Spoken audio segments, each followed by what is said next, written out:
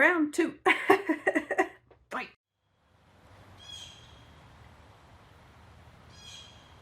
Welcome or welcome back to the channel. My name is Sarah and this is the second recent reads that I have tried to do to catch up for the month of June and into July at this point.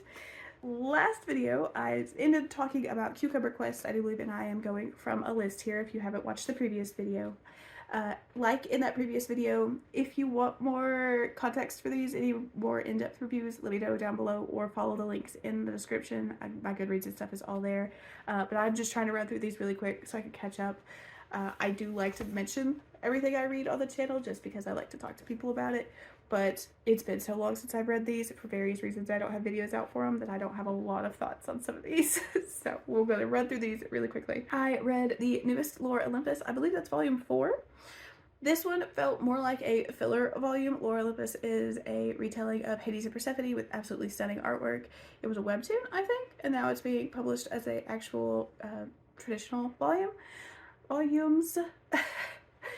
And this one, a lot of stuff popped off in 3, and this one kind of dealing with the fallout of that, and Hades and Persephone are kind of, maybe, at least Hades is, toying with the idea of what would happen if he actually asked Persephone to marry him. You know, the thought crosses his mind a couple times, and we're dealing with the fallout from this. I didn't enjoy this as much as volume 3, however, I will say that it's going to be hard to match volume 3 because a lot of stuff did happen. This one did have Ares in it, and I love that idiot man. I loved him. He is like this stupid musclehead jackass. For some reason, he's just endearing, and by the end of the volume, I didn't actually think about who his son was, and it was very cute, and I really enjoyed that volume. The series continues to be absolutely fantastic for me, and I cannot recommend it enough if you like graphic novels, especially romance graphic novels, like things that have a meta plot of romance. This is fantastic. Another romance. This might be a romance heavy. Yes, it's kind of a romance heavy video as far as the books I read goes. I read Stupid Cupid, I think by Maeve Black. This one didn't work for me very well, and I don't know why still to this day. This is the story of a Cupid and a man in line to be the next Santa, and they meet and they have sort of a BDSM subdom relationship, and then they fall apart and then they meet again. So it's kind of a second chance romance in that way. And I don't quite know what didn't work for me on this. I don't know if it was the writing. I don't know if it was the fact that the story is kind of split between this book and the Cupid's Sisters book. I think the two are meant to be read together, and I didn't do that. I just felt like there were big jumps in the writing, even in the setting itself, that I just couldn't follow. It just wasn't working. And there was a big jump, like chunk of time missing out of the middle, that sometimes that can work, but this time it didn't work.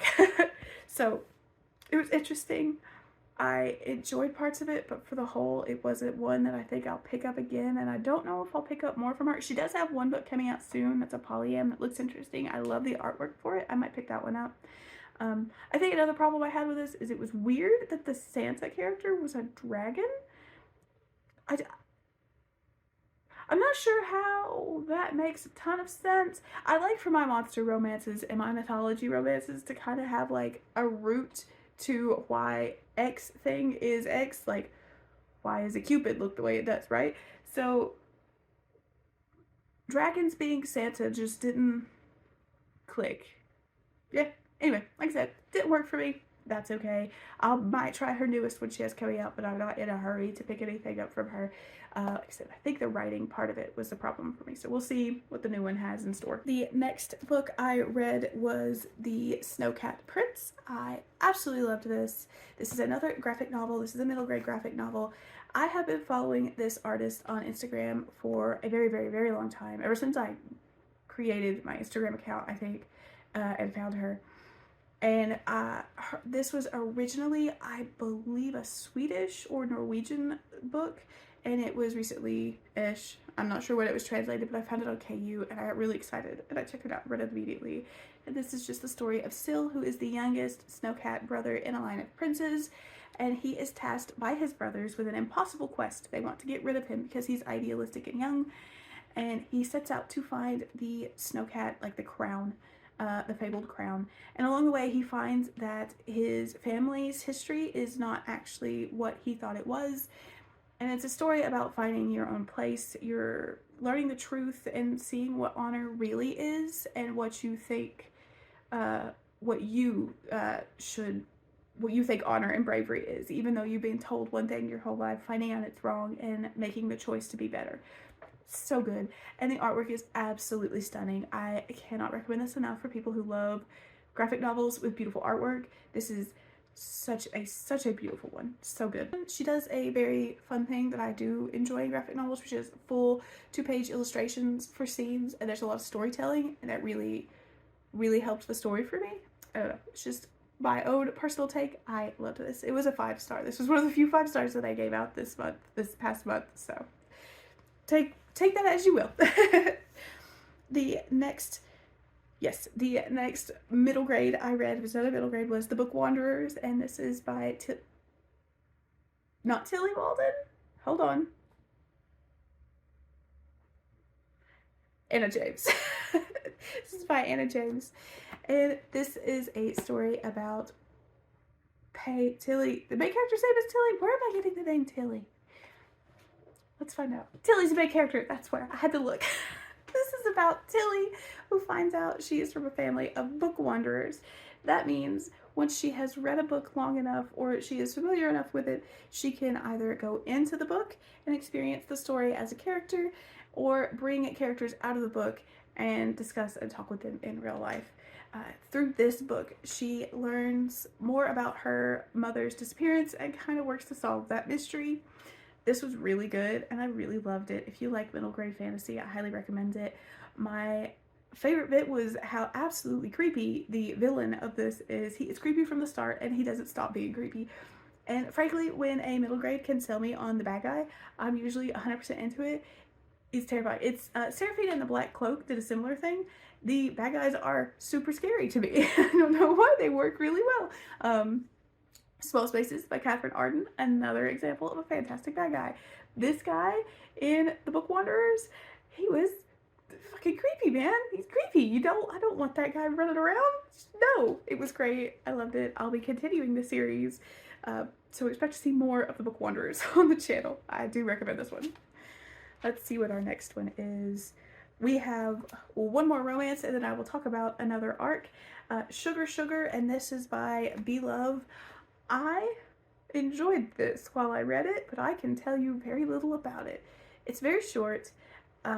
It's very to the point. The description is the book. This is a romance between a woman and her sugar daddy. They have an arrangement. She is his +1 to events, and he spoils her. That's it. There's actually no physical aspect to their relationship. He needs dates, and she needs the money, and she likes him well enough, so she goes to all his big fancy things, and he pays her, which is honestly a really good deal if you ask me. But the two of them have a lot of chemistry, and it's been, I think, over a year that they've had this relationship, and they've just never, taken that step out of that relationship into an actual one, or to a romantic one. And this is the story of how that happens. Jealous ex, big events, and then they hook up and move from there. It was short, to the point. I enjoyed it. There's not a whole lot to talk about with it, but if you want a short romance with that sort of a premise, this is one I would recommend, and give it a try. I like Beloved. I think this is the second book from her that I have read, and I will continue to pick up her work because I do find it very interesting, and it's always fun, and we always love the romance in this house, so more romance. And the last book that I will talk about in this video, because we are pushing the 10-minute mark, is Combat Codes. This was an arc. It recently came out. I am blanking on the author's name, but the cover will be here. This is I think it was originally pitched as a science fiction, but it is definitely more fantasy, I think. In this world, there are groups of humans, and different sub-races of the human race do and perform different roles. You have people who work in the fields, do manual labor. You have the more higher up type of individuals who are more scientific, more technical, and then you have the race called the grievers that are the fighters.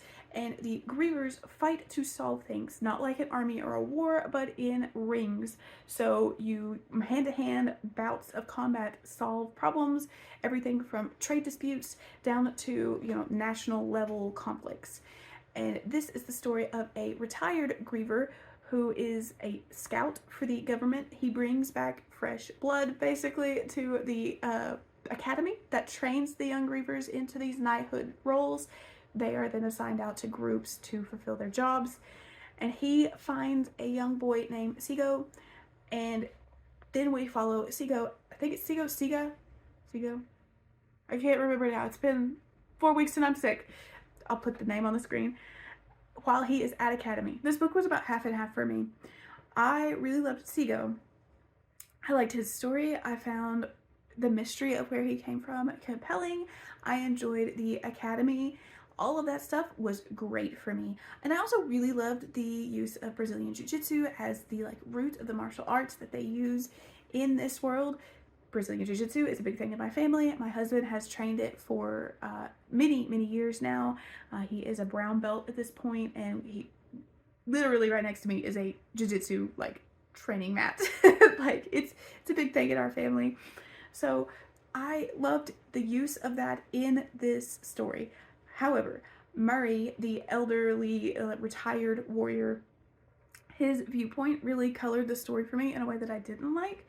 It was a very embittered and jaded look at the world, and Murray really had a super intense superiority complex about who he was and the grievers and how superior they are to all the other human individuals, the races in this world, to the point where it was very off-putting.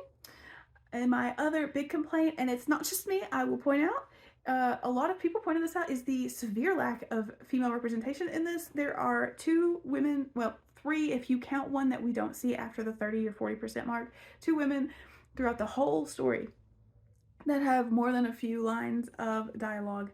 And considering as how this entire society, even the women, are meant to be fighters, this griever society, they're all meant to be fighters, they're all meant to fulfill these roles.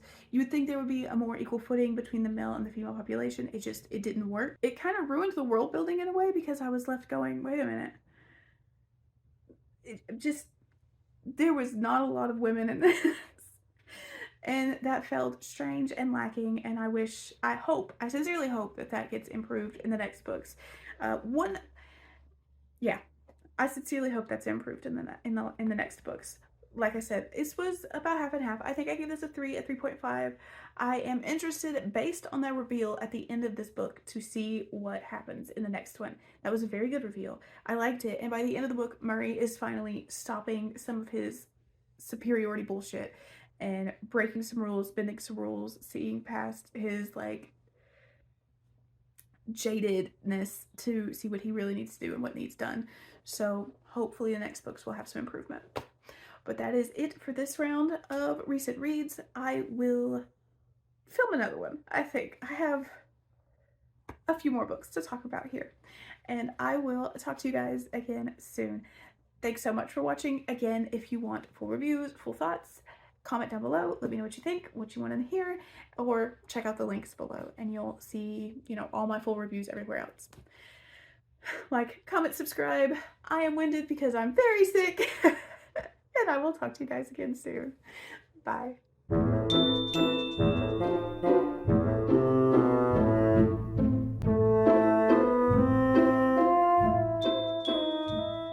Also, listen, Orbit. I love you. I adore you. You give me arcs. But you did the combat codes dirty. You did them so dirty. The cover for the indie version compared to the other one? Orbit, why you gotta do it this way? Why? Bring this one back. This is so much better. That's all. That's it. Peace.